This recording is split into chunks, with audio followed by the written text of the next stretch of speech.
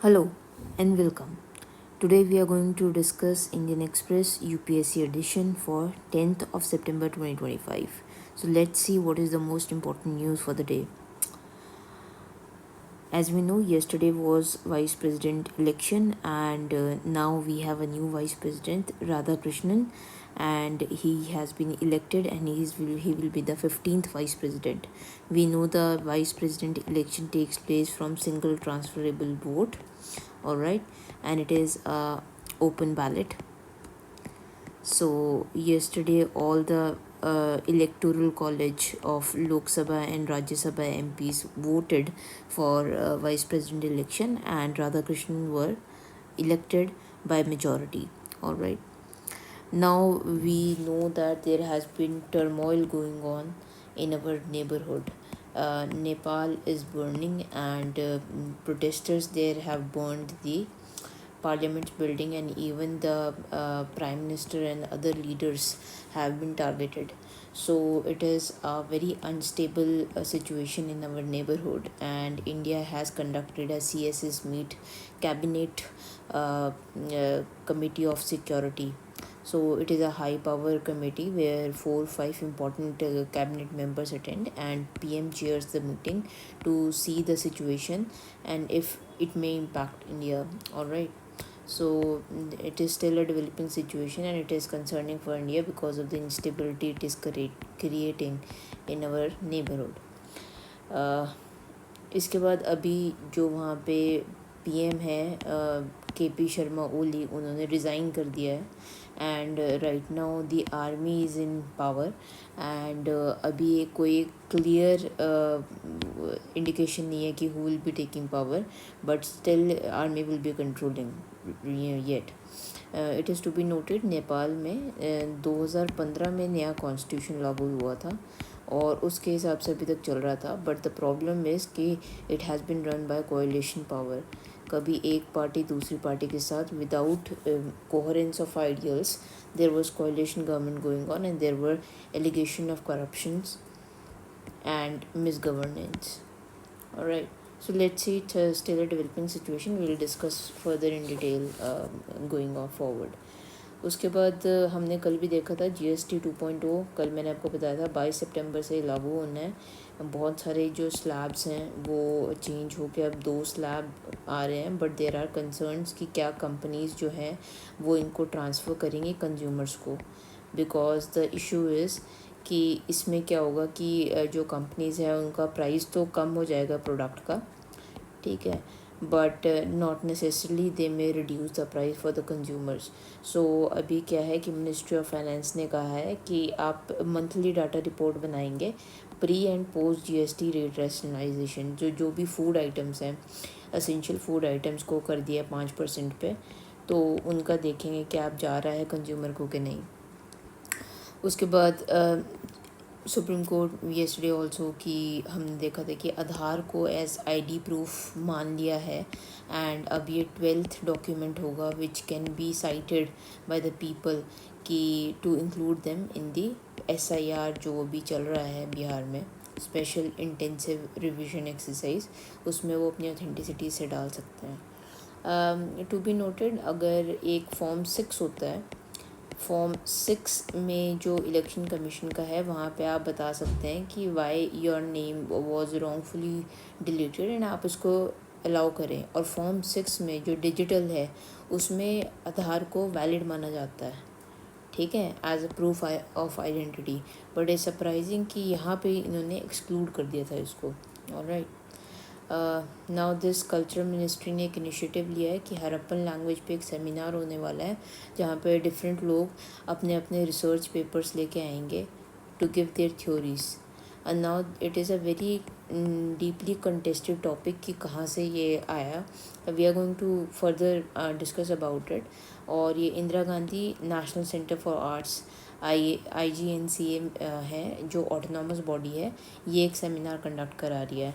Now the problem is कि हरप्पन जो script है वो अभी तक डिसाइफर्ड नहीं है, एंड डिसाइफर्ड नहीं है तो इसके पीछे क्या है, थ्योरीज़ हैं.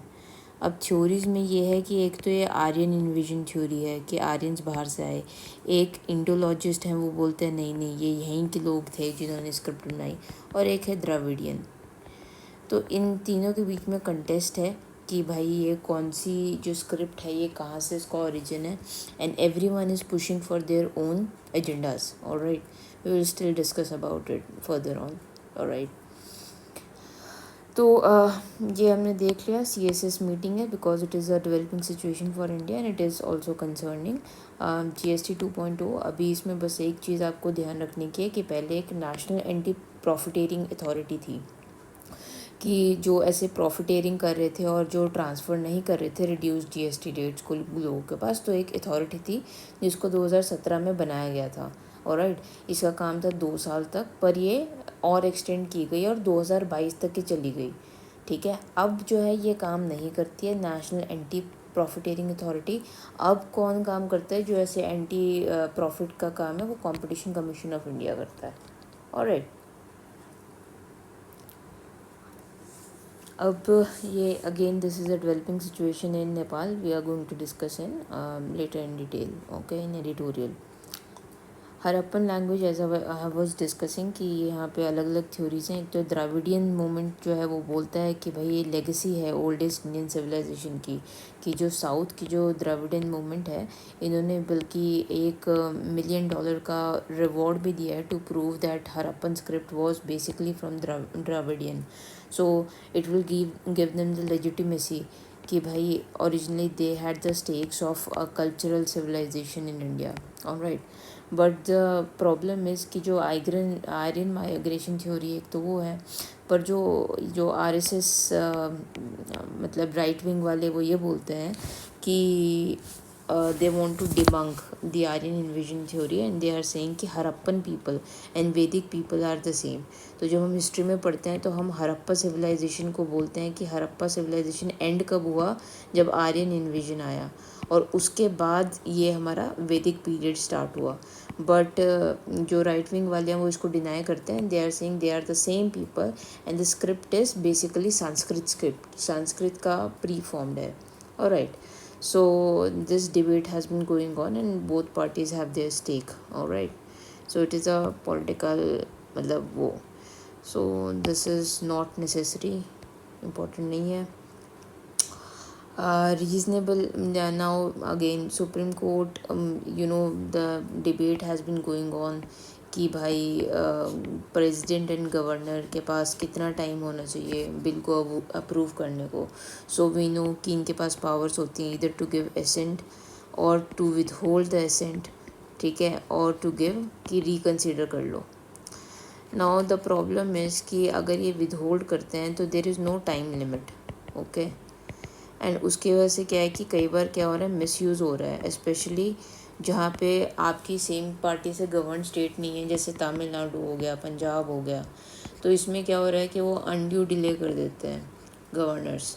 तो and recently using 143 advisory jurisdiction, अभी प्रेसिडेंट ने क्या किया है, सुप्रीम कोर्ट को पूछा है कि भाई क्या सुप्रीम कोर्ट इस दायरे में है कि वो ये जांच कर सकती है कि प्रेसिडेंट को कितना टाइम लगना चाहिए। तो again supreme court has underline कि भाई यू आर मतलब making courts as political battle grounds, ठीक है। अगर हम ये बताते रहेंगे कि आपको कब कैसे करना है तो ये हमारी इंटरफेरेंस, हमारी इम्पार्शियलिटी पे डाउट होगा। तो basically and there is a fear of throwing up lot of litigation if they give a time limit, and if they don't follow the time limit then there will be litigation, all right, and they will be dragged to monitor the legislative process which they don't want. And this case is being heard by 5 bench, which is a constitutional bench, so it's an important case, all right. Article 200 of the constitution, it says that governor is bound to act in accordance with the minister's advice, all right, and there is one exception, that is 202, which states that it may not accept that advice when if it derogates the power of high court as to indigenous constitutional power। यानी कि article 200 बोलता है कि governor को अपनी add and advice से काम करना है, किसके? मिनिस्ट्री काउंसिल ऑफ मिनिस्टर्स के। बट उसके पास एक एक्सेप्शन है, अगर काउंसिल ऑफ मिनिस्टर कुछ ऐसा लॉ बनाते हैं जो डेरोगेट करते हैं हाई कोर्ट की पावर को, वैसे वो मानने का अधीन नहीं है। ऑलराइट, तो उसके बाद ये भी है गवर्नर का ओथ जो है वो 159 to devote himself to service and wellbeing of the people of the state. Alright, तो ये दोनों का हनन है। इट्स मतलब again a very difficult question to answer. जो डिस्क्रिशनरी पावर्स हैं गवर्नर की, he should be using it for welfare instead of party lines. All right, so this is still ongoing, no decision has been अभी इस पे कुछ reserve हुआ है। now this I mean this tribal issue something is going on and basically क्या है कि त्रिपुरा जो है, Tripura is not a part of scheduled tribe areas, all right, scheduled areas, and they have been demanding autonomous district councils, all right। तो ADCs कब होते हैं, इनके पास ज़्यादा पावर होती है, ज़्यादा ऑटोनॉमी होती है, ठीक है। एंड पहले इसको इंदिरा गांधी के टाइम पे बनाने का प्रपोजल था त्रिपुरा को, पर बनाया नहीं। So this is still the demand. Now I want you to write the article relevant for ADC, addition autonomous district council, in the comment section. Again these articles are because of the turmoil, ये भी नेपाल में क्या चल रहा है basically हुआ। I will give you a brief background कि मतलब वहाँ पे इनइक्वालिटी तो बहुत ज़्यादा है, ठीक है। वहाँ पे माइग्रेशन बहुत ज़्यादा है, सारे जो इकोनॉमी है वो रेमिटेंस पे डिपेंड करता है। माइग्रेशन कहाँ पे, इंडिया में है। अब this is to be noted कि नेपाल और इंडिया, इनकी free movement of the border treaty है, ठीक है, free movement along the border. तो बहुत सारे नेपाली लोग इंडिया में आते हैं, यहाँ पे कमाते हैं और उसके बाद वापस अपने घर भेजते हैं, ठीक है। और 82% of Nepal's economy is in informal sector, ठीक है। And the inequality is so high कि भाई बेसिक नेसेसिटीज़ नहीं है लोगों के पास, and the political elites are enjoying all the luxuries, all right। so this discontent was there for a long time, but now it has erupted। और eruption इसलिए हुआ है क्योंकि इन्होंने 26 सोशल मीडिया ऐप्स को कर दिया बैन, ठीक है। एंड जो जेंजी जो हैं, जो आफ्टर 1995-96 पैदा हुए हैं, they have taken up to the streets because they were not able to express their discontent, alright. Now the turmoil has taken violent form because in police firing 19 of the students and matlab youngsters were shot dead, all right। after that there have been accusations that there were some armed group inside the revolt as well। तो अभी मतलब ये सारी allegations and cross allegations चल रही हैं, but the issue is कि now it has gone, instability बहुत ज़्यादा हो गई है, ठीक है। And we have seen earlier कि बांग्लादेश में भी ऐसे स्टूडेंट प्रोटेस्ट हुआ था and the regime was toppled, ठीक है। And same we are seeing in Nepal. So there is a concern of some hand of mysterious outsider, but these are just theories। what we know for the fact is कि people have come out and people have bashed all the leaders from across party lines। so the problem, I mean the few of the problems is, एक तो cartelisation of the politics था कि भाई कुछ ruling elites थे, वो कभी इसके साथ मिल जाता था, कभी इसके साथ मिल जाता था। so there was no coherence of ideology, ठीक है। आइडियोलॉजी की कोई कोहेरेंस नहीं थी, ठीक है। बस अपना वो था कि पावर सीकिंग बिहेवियर था, या कार्टलाइजेशन ऑफ पॉलिटिक्स बोल सकते हैं। एंड डिसइंटेंटमेंट थी जब से मोनार्की अबॉलिश हुई है 2008 के बाद। तो ये भी एक बड़ी मतलब नेपाल की स्टोरी बहुत ज़्यादा ट्रैजिक है, क्योंकि हमने देखा है कि बार बार ये कॉन्स्टिट्यूशन बनाते हैं और वो कॉन्स्टिट्यूशन फेल हो जाता है। इससे पहले जब मोनार्की थी, ठीक है, मोनार्की के टाइम पे भी एक बहुत ही सैड इंसिडेंट हुआ था जब यहाँ के प्रिंस ने अपने पूरी फैमिली को मार दिया था एक इवेंट में। सो देयर वाज एक लेजिटिमेशन का कॉन्टेस्ट था, और 2008 में after decade long civil war यहाँ पे कॉन्स्टिट्यूशनल रिपब्लिक आया था। ऑलराइट, इंडिया के लिए इम्प्लिकेशंस हैं ऑब्वियसली। एक ये बहुत बढ़िया चीज़ बोल रहे हैं, what happens in Nepal does not stay in Nepal, it reverberates across the borders, shared rivers and deep cultural links. Nepal और इंडिया, हम अपना बॉर्डर शेयर करते हैं, ठीक है, यूपी बिहार ये सब अब बॉर्डर शेयर करते हैं, तो यहाँ से यहाँ पे बहुत टाइम नहीं लगेगा कि ये सब ट्रांसफ़र होने में। Alright, and if protests are loud revolts, migration is a quiet rebellion. I told you कि migration सबसे ज़्यादा इंडिया में है, so migration is a true rebellion. 1000 लोग, 1000 लोग रोज़ माइग्रेट करते हैं नेपाल से भारत में या कहीं और, ठीक है। रेमिटेंसेस सस्टेन द इकोनॉमी, जो अभी मैंने बात करी कि वो उसकी पूरी इकोनॉमी चल रही है हिंदुस्तान के पैसे से। और 2015 में कॉन्स्टिट्यूशन आया था बट वो सही से चल नहीं पाया। And again he is questioning की flow of people ideas and anger are to intimate to be quarantine. मतलब ये सबसे डेंजरस इंस्टेंसेस होते हैं कि आइडियाज़ के do not have any borders. Alright, and so this is a learning lesson for India as well. And nationalism, basically Nepal was playing a dual policy, मतलब वही कि लाल आंख कभी चाइना को दिखा दी, कभी इंडिया को दिखा दी, कभी इंडिया को बोला कि चाइना कार्ड खेल दिया। और ये जो अभी प्राइम मिनिस्टर थे, इन्होंने एंटी इंडिया ड्राइव करी थी कि भाई India has been bullying us. And if you know कि for few years back during covid तो हमारी एक बॉर्डर डिस्प्यूट भी हो गया था इनके साथ। Alright, so I mean nationalism thrives on idea of foreign bullying, however benevolent it is. So India has to be cautioned not to be seen as a bully. All right, and we have to respect their sovereignty. We have to quietly monitor the situation. All right, because it is in our background, and we have to respect the sovereignty, and we have to quietly but firm engagement with all the stakeholders. हमें student का मतलब देना पड़ेगा साथ by education partnership.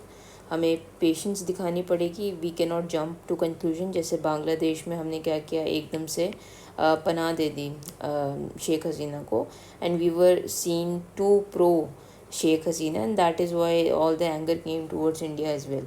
ठीक है, and legitimacy may not be earned but not inherited. तो legitimized होनी चाहिए जो भी सरकार आए, और it should nurture trust of the people. So basically overall मतलब ऐसा कुछ नहीं है इसमें। बेसिकली वो जो ओवरव्यू दिया हुआ है, ये जस्ट जो मैंने हाईलाइट किया है, these are the important keywords which you can use. Alright, just go through that.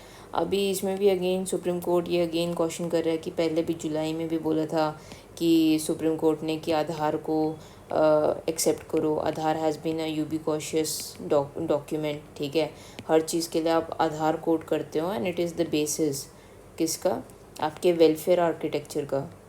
सारी वेलफेयर स्कीम्स इसी से रिलेटेड हैं, तो why not accept it in the SIR process. So now I mean election commission is the most independent and autonomous and most respected organization in India, and they should be cautious of their ruining image. तो ये एक wake up call है उनके लिए। अभी आपको पता है कि एक कल ही एक न्यूज़ थी कि अनुपमा रॉय ये बनी है वेनिस फिल्म फेस्टिवल की, इनकी एक मूवी आई है songs of forgotten trees.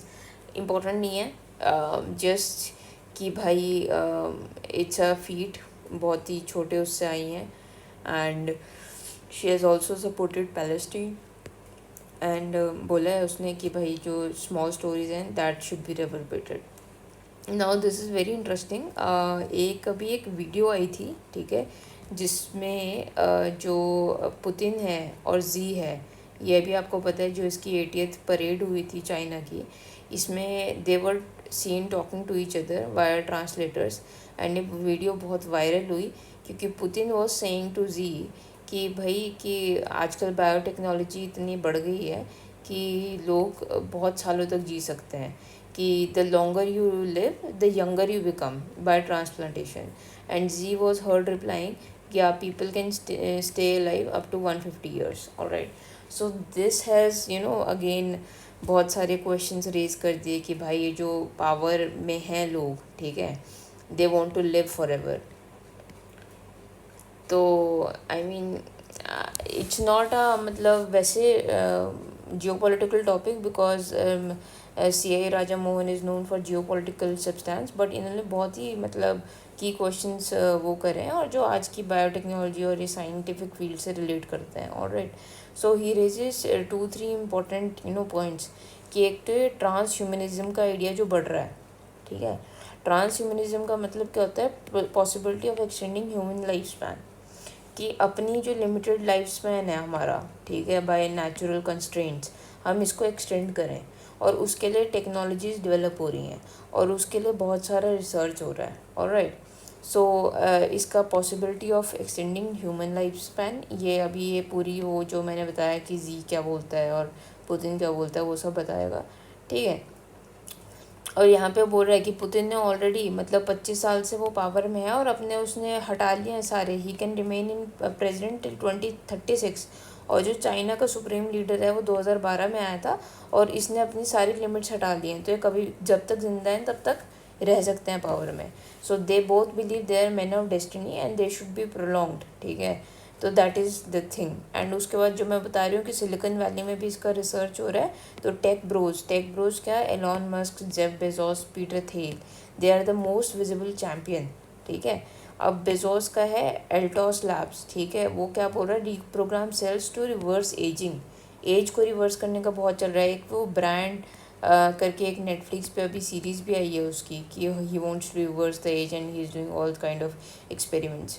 Elon Musk का है Neuralink project. So what he is trying to do कि ही इज़ बेसिकली ब्रेन को कंप्यूटर इंटरफेस से रिलेट कर रहा है कि if you are paralysed and you can your brain can tell the machines how to operate.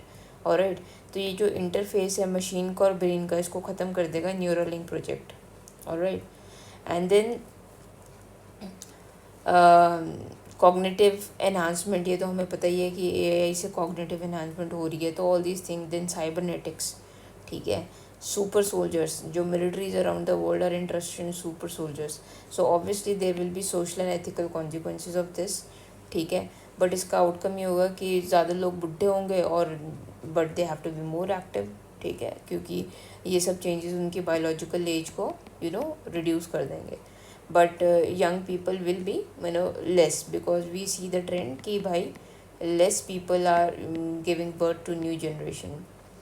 So I mean, if this happens, then there will be a possibility of deep space and colonization of other celestial body, जो Elon Musk करना चाहता है, Mars पे colonise करना चाहता है. Alright, and then but the problem जो deepening inequality है वो और डीपन हो जाएगी, because there will be people who are poor who do not access all these technologies, and there will be biologically privileged elites. All right, so that will be an issue. Then technologically dystopia will be there, designer babies and eugenics. इसका temptation बहुत ज़्यादा बढ़ जाएगा कि अपने हिसाब से designer baby करना है. ठीक है, and post humanism, this is a new concept. Post humanism क्या है? जो बियॉन्ड देख रहा है ट्रांस ह्यूमनिज्म के, वो देख रहा है कि इसको जो ये जो है ना, मतलब जो बाउंड्रीज़ हैं between animal, humans, machine, environment, इसको हटाना है. Rejects the assumption of human exceptionalism. इसको हटाओ. ठीक है, एंड इसको दूर करो. And but these technology and debates are here to stay. Even more consequential is emerging debate and what is mean to be a man. मतलब ये भी इमर्जिंग डिबेट है. तो हमने मतलब बेसिकली आइडिया लिया कि what is going on, and ये इमर्ज कहाँ से हो रहा है, because Xi and Putin were talking about this कि 150 साल तक जीना है भाई. तो from there this topics of trans humanism and post humanism, these things are emerging. So these key terms you should keep in mind, जो भी आपका मतलब for exam purpose and all right. Now this is also one of the important articles, and I will remind you कि India has achieved a feat of reaching 250 gigawatt.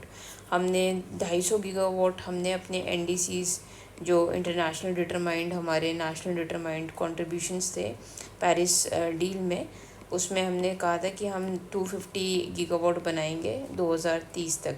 But वो हमने 2025 में ही पूरा कर लिया, 5 साल अहेड, जिसमें सोलर पावर हमारा ये इंस्टॉल कैपेसिटी है. ऑलराइट, इंस्टॉल कैपेसिटी और जो हमको मिलती है, ठीक है, which is is different. Install मतलब ये हमारे पास कैपेसिटी इतनी बनाने की है, ज़रूरी नहीं है कि उतना हमको मिलता हो।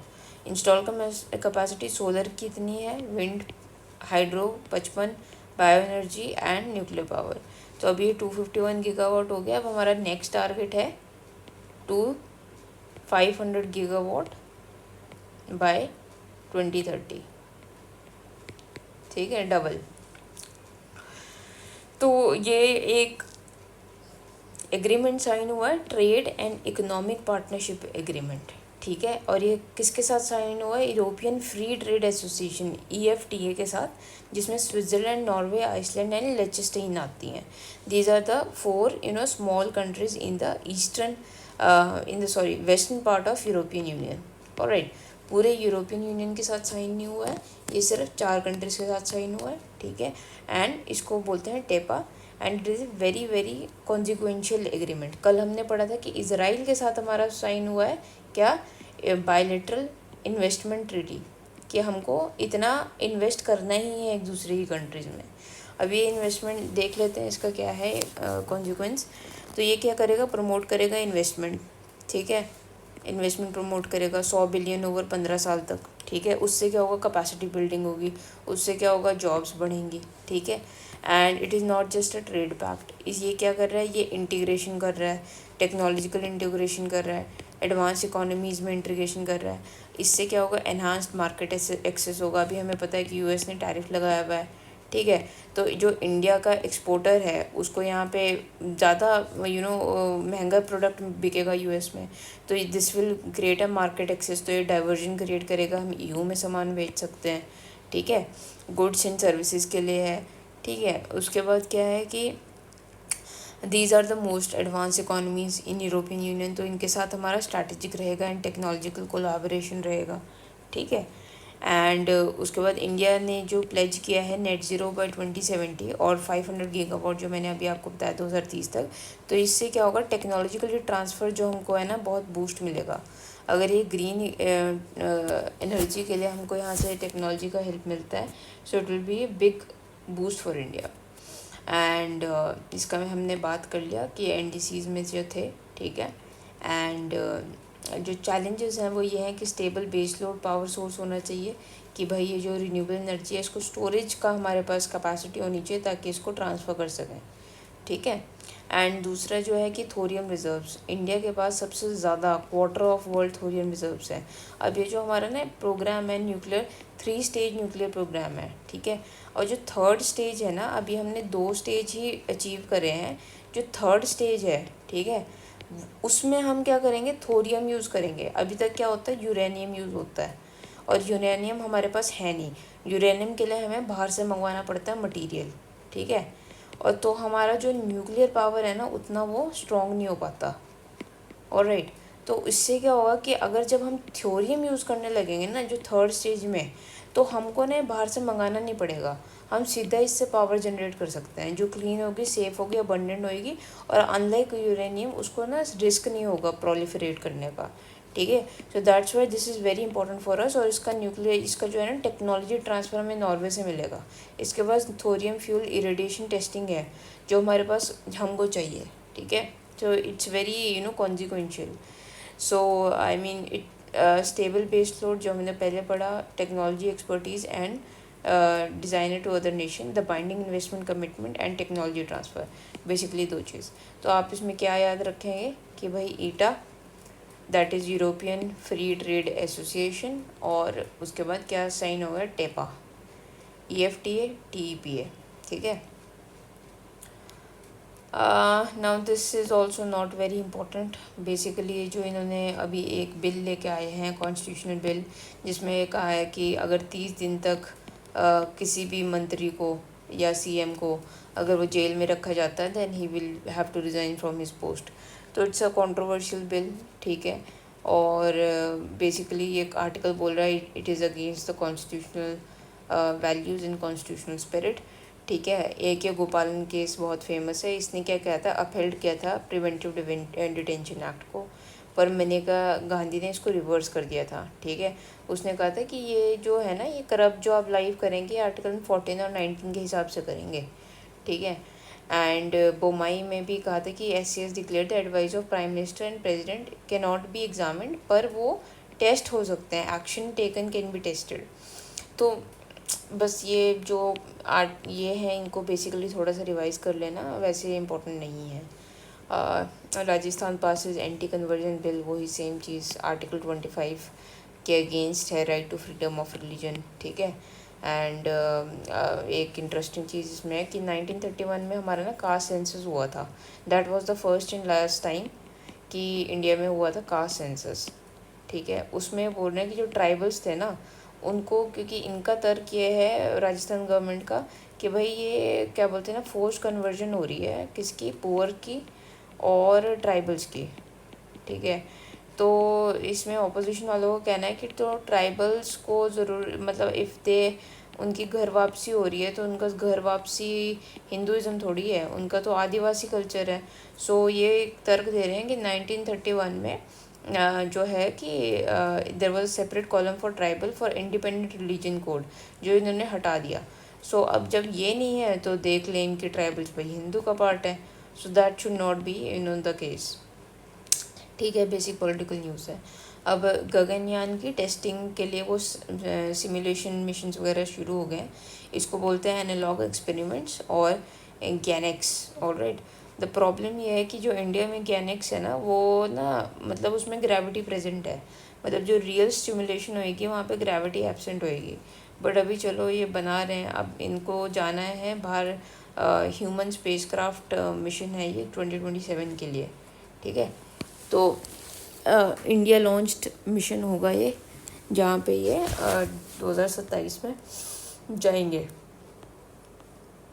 This is not important now, this is important कि RBI ने ना कट करा है US ट्रेजरी बिल। अब टी बिल्स क्या होते हैं, टी बिल्स क्या होते हैं, जो गवर्नमेंट लॉन्च करती है, ठीक है, गवर्नमेंट लॉन्च करती है टी बिल्स, ये सिक्योर होते हैं, इनको बॉन्ड्स बॉन्ड्स भी बोला जाता है, ठीक है। तो गवर्नमेंट बॉन्ड्स जो होते हैं, तो इसमें क्या करते हैं, लोग परचेज करते हैं क्योंकि इट इज़ सिक्योर और ये आपको फिक्स्ड इनकम देता है, फिक्स्ड रिटर्न देता है, ठीक है। मान लो 10% है, ठीक है। इसी से यील्ड का कंसेप्ट आता है, बॉन्ड यील्ड। तो जब हमें पता है कि बॉन्ड का प्राइस बढ़ता है तो उसकी जो है ना यील्ड कम हो जाती है, ठीक है। मान लो कि 100 रुपये का बॉन्ड था, उसकी यील्ड थी 10%, ठीक है। अब वो जो बॉन्ड का प्राइस है वो बन गया 102, तो इसकी यील्ड कितनी होगी, 8% होएगी। अगर यही बॉन्ड का प्राइस घट गया, मान लो ये हो गया 95, तो इसकी यील्ड कितनी हो जाएगी, 15%। तो ये इंटरचेंजेबल है। एंड ये डिमांड सप्लाई मतलब चेंज होता रहता है। तो अब क्या है कि US ने इंडिया पे किया है 50% का टैरिफ। अब इंडिया वो भाई वापस, भाई we are not secure, US हमें क्या पता कि फ्रीज़ कर दे हमारी बॉन्ड को, ठीक है, क्योंकि इसने ये रशिया के साथ ऐसा किया है। तो यह आर्टिकल भी ये बोल रहा है कि potentially US can effectively cut off a country access to treasury holding. अभी तक ऐसा नहीं हुआ है बट इफेक्टिवली इट कैन। तो RBI ने ऑलरेडी एक्सपोजर अपना रिड्यूस करना शुरू कर दिया है। एंड मतलब बेसिकली अभी जो है RBI ये अपना भी ड्यूअल अप्रोच फॉलो कर रही है और डाइवर्सिफाई कर रही है एसेट्स को। अब इसने गोल्ड का भी अपना इंटेक बढ़ा दिया, ठीक है। And US Treasury securities are world's safest and most liquid assets and backed by US government and part of largest and most active bond market globally। मतलब सबसे सेफेस्ट है ये, ठीक है, इसलिए इसमें इन्वेस्ट किया जाता है। बट नाउ दे आर मतलब कॉशनिंग इट। नाउ बेसिकली यही था basic idea, but that is the thing कि we are increasing our forex reserve and we are increasing our gold reserve and we are decreasing exposure, all right। again Kathmandu क्यों burn हो रहा है, we have again discussed कि nepo kids, nepo babies, ये सब trend चल रहा था, फिर उन्होंने सोशल मीडिया ख़त्म कर दिया। उसके बाद अभी यह है कि मेयर बलेन शाह, ये एक मेयर हैं काठमांडू के, 35 साल के हैं। इनके पीछे यूथ का सपोर्ट है कि he should be the new leader. So इधर ही और दिस लिम्पी चेन, इसको अभी रिहा किया है। ये जेल में थे भाई साहब और इनको रिहा कर दिया गया, मतलब प्रोटेस्टर्स नहीं, ठीक है। तो ये है, तो लेट्स सी कि what happens. Former king Gyanendra Shah, उन्होंने भी स्टेटमेंट दी है। अभी India has lost it traditional goodwill with the monarchy and Nepali Congress when it led the international initiative to abolish monarchy. तो ये बोल रहे हैं कि पहले जो थे ना कि जब मोनार्की थी तो इंडिया की गुडविल थी, but India took the charge कि इंटरनेशनली इसको हटाने के लिए, अबॉलिश करने के लिए, तब से इंडिया का जो स्टेक है ना वो कम हो गया है। तो we don't want to see ourselves as bully. अभी कल भी हमने देखा था भूपेन हजारिका, वो 100 ईयर्स के हो गए, सेनेटरी ईयर है उनका। ये कौन थे? ये सिंगर थे, ठीक है, बहुत फेमस। 1926 में पैदा हुए थे। ये फ्रीडम मूवमेंट में भी एक्टिव थे, ठीक है। एंड ये असम से बिलोंग करते हैं और इनको 2019 में भारत रत्न दिया गया था, ठीक है। And so this is basic information about it. तो ऐसा कुछ खास नहीं है। सो this is it for today's lecture and I hope you like the content, I hope you like the effort. और अगर आपको अच्छा लगा तो please comment, please like, and see you in the next video. Thank you so much.